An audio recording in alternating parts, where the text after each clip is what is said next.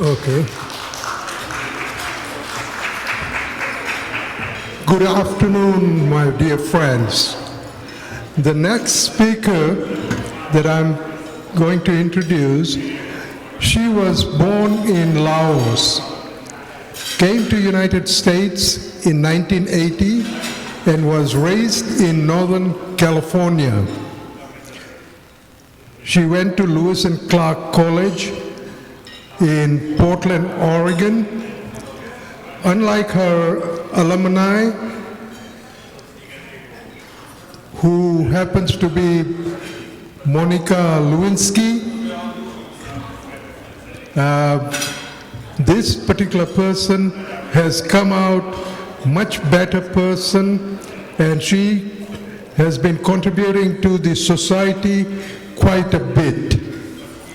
She's not only a friend, but a sister to me, who I am proud of.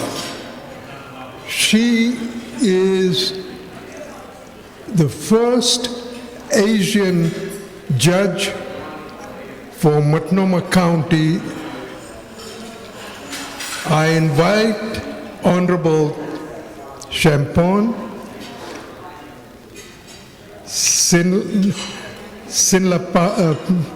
Sinlapasai.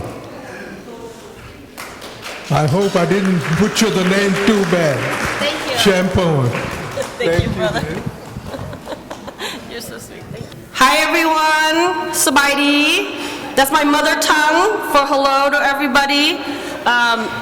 It's an honor to be here. Thank you for having me.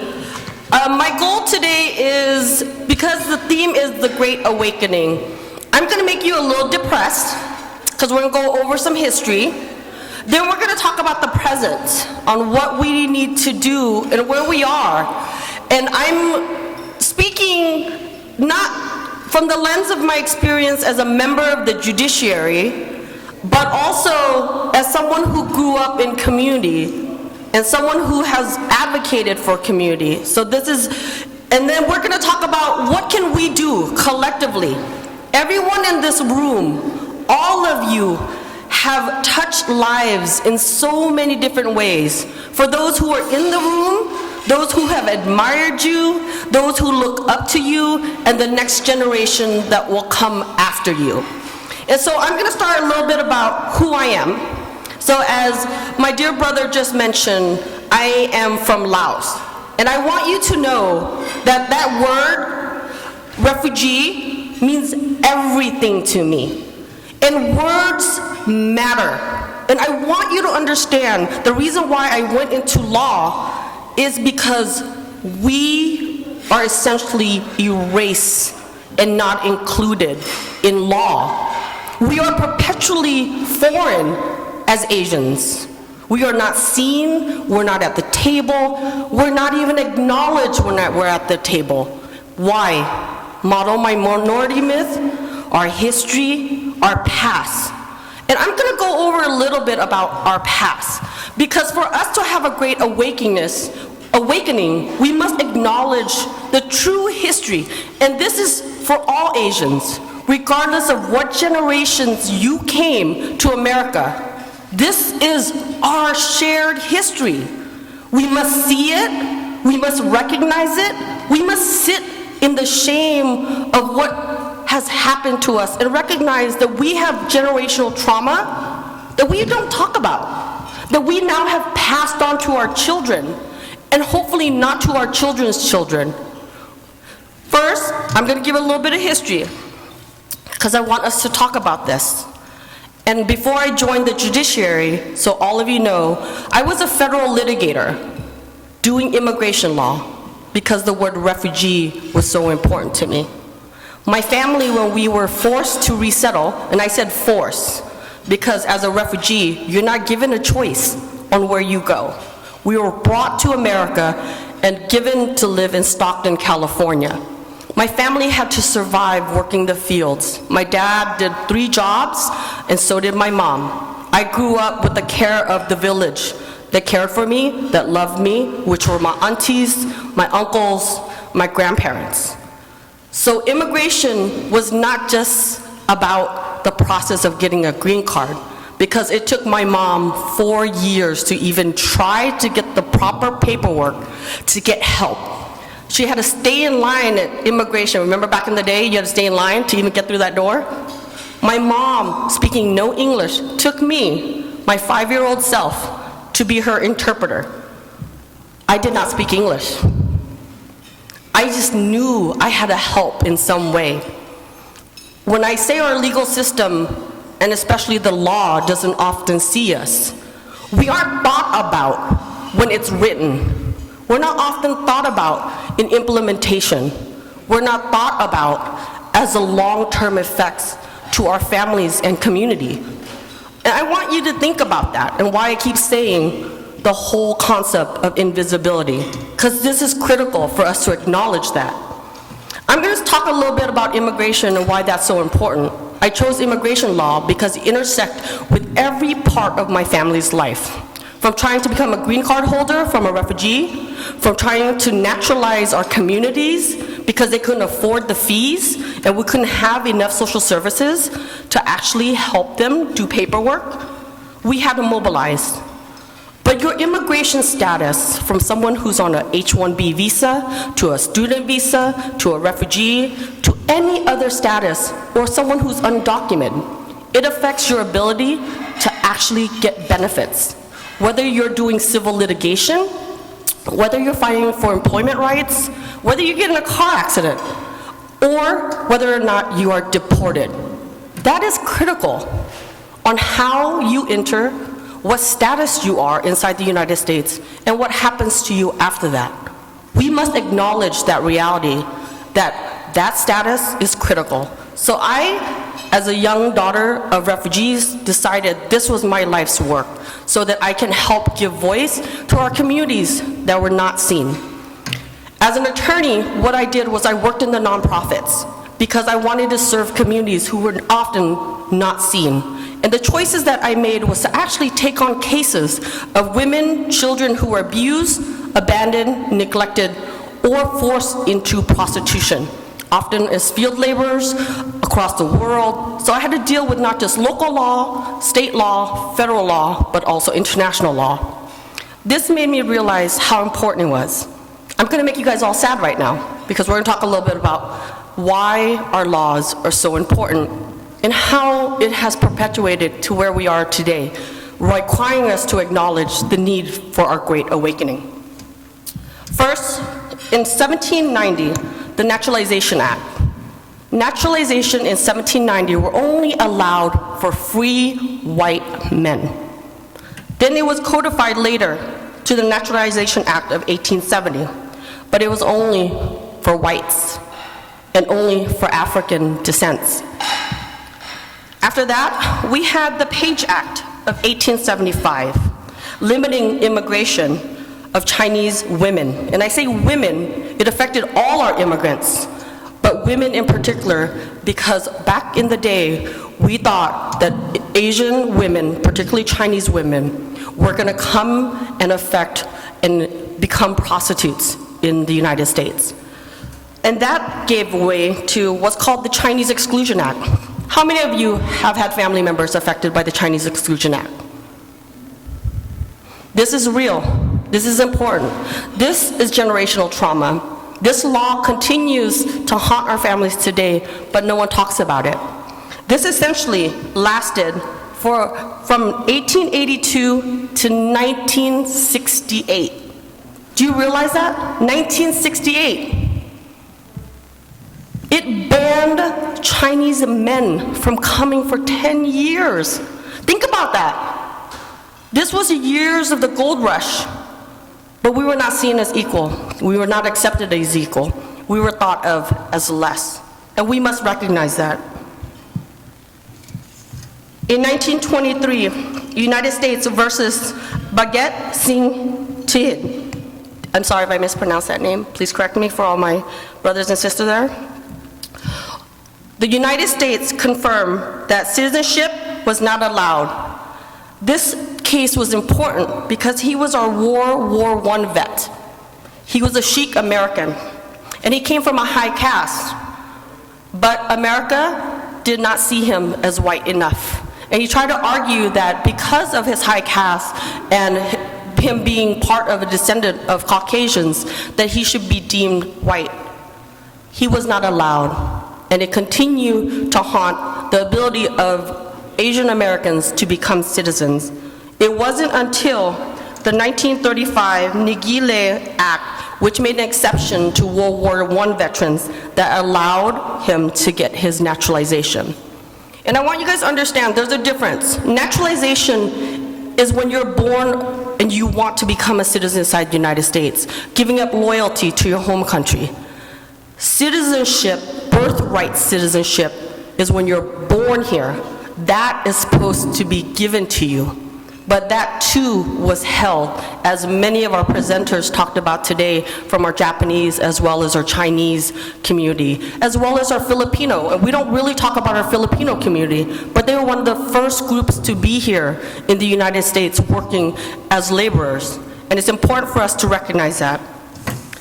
In 1930, and we're going to the Filipino community, the Filipino community was actually, because of the laws, seen as a territory of the United States. So they were allowed to travel and be inside the United States.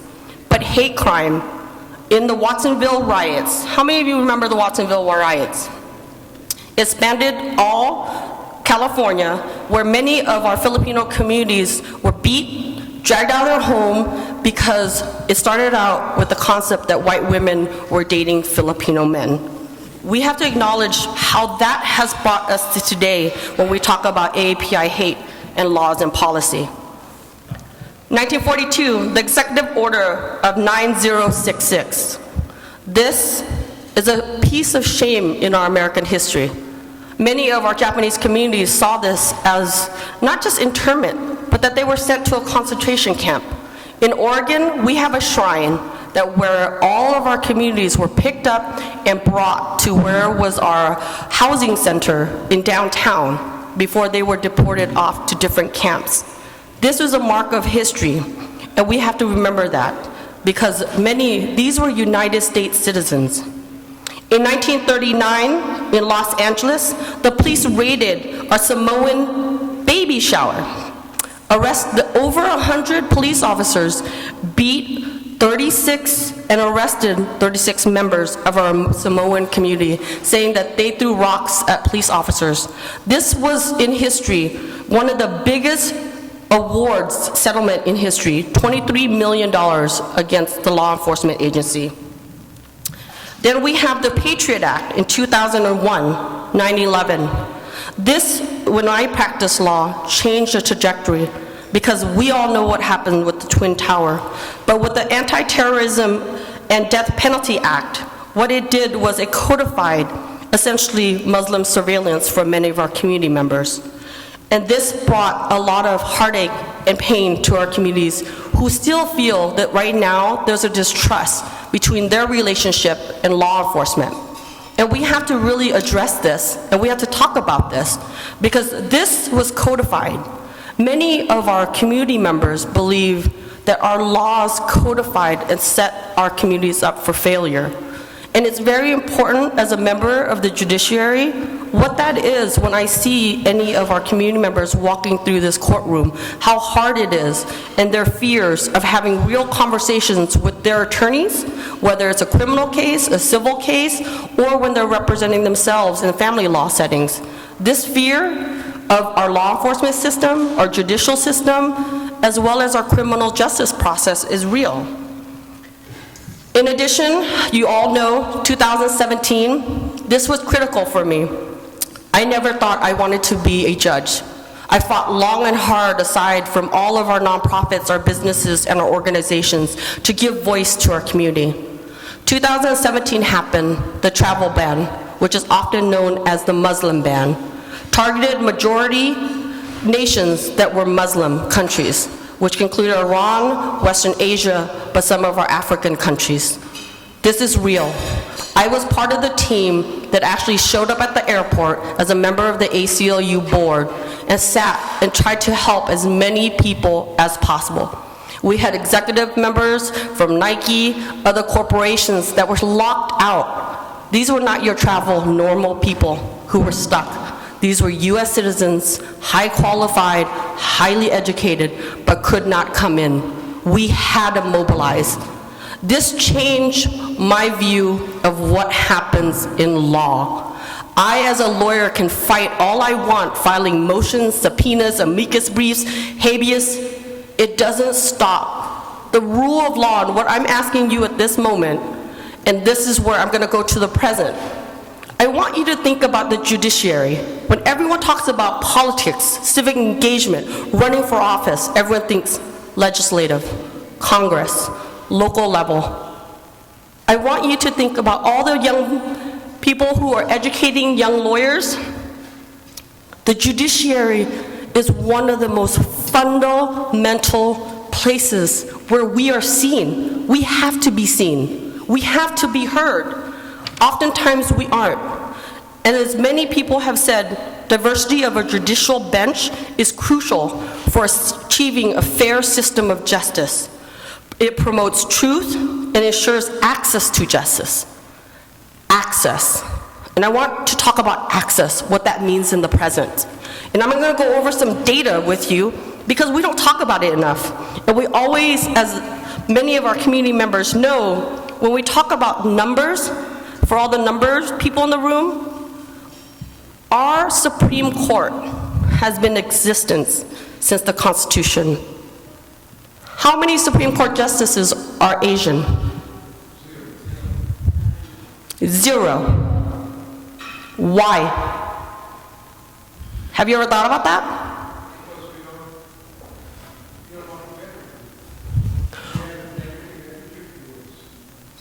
It has been the biggest hurdle in our judicial system that although we have historically have always 6 to 9 justices, no Asian has ever been appointed.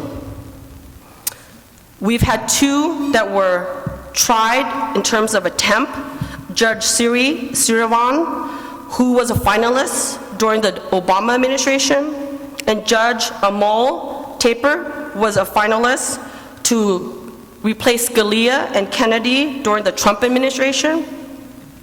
But we don't support, when we talk about voice, when we talk about the present, you talk about the numbers of the judiciary.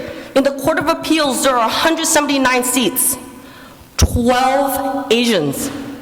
That is less than 1%. That's a 0.06%. District Court, there's 675 judges. Only 32 sitting Asian judges. And this is of this year. That's 0.04%. 0.04, we're not even 1%. And by 2040, we're supposed to make up the majority as Asians in America. Representation really, truly matters. And what I'm gonna ask you all to do today is I want you to remember these numbers, but I also want you to reflect on the power. Your superpower is being Asian. Your superpower is your accent. Your superpower is that you have 2 feet, one in America and one in your home country. Your ability to speak 5 languages, to navigate structural barriers, system barriers, language barriers, that's your superpower. And I want you to encourage all your children, instead of being teachers, doctors, and lawyers, to be judges. I want you to see, when I took on this position, it was hard. We are our own worst enemy. When I tell you the bamboo ceiling was real, it was real. Everyone told me I couldn't do it. They told me it would be too hard. Coming from the federal to a circuit level, I chose circuit, I didn't choose federal. And the reason why? Because of the word refugee. I knew a lot of people coming to court were not represented. They had no voice. They could not understand how to navigate the system. So I'm gonna ask you all today, as you leave, to lean on each other. Look in this room. I want you to not work in your silos. If you're from engineering, if you're from legislative, if you're from Congress, you're a mayor, you're a legislator, please talk to each other. We may not get along on everything, but fundamentally, we're we're a global family. You have family in your home country, you have family here. We must have those honest conversations. And it's not about where you belong, but what's in your heart to help lift us so that we're no longer invisible. I ask of you, please, thank you for having me. This is an honor.